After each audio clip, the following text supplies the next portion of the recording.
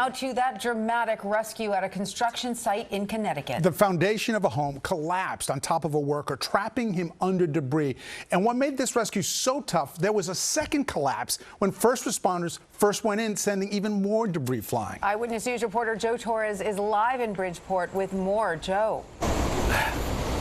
Tanya and David, the scene now largely cleared up here along Stratford Avenue in Bridgeport after what was, yes, a harrowing 3-hour ordeal for a construction worker trapped in the basement of this home, and also a 3-hour risky but successful rescue operation to free that construction worker. Well, now the investigation into what caused that foundation to collapse.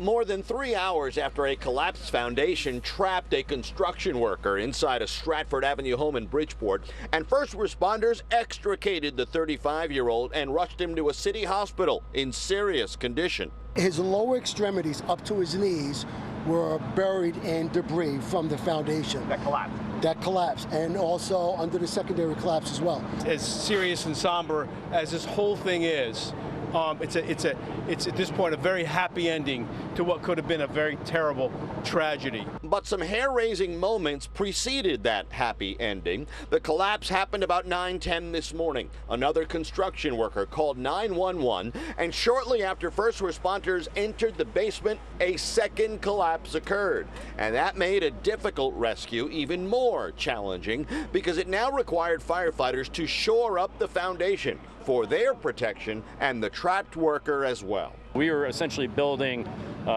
new pillars and columns underneath the existing rafters to prevent further collapse. The mayor said workers had the proper permits to renovate the empty multifamily building, which caught fire several years ago.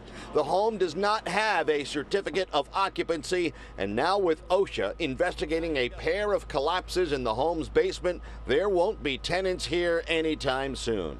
I remember when it first got burnt and stuff, and they remodeled it and everything, so it looked good from the outside, but I can't say what's going on the inside.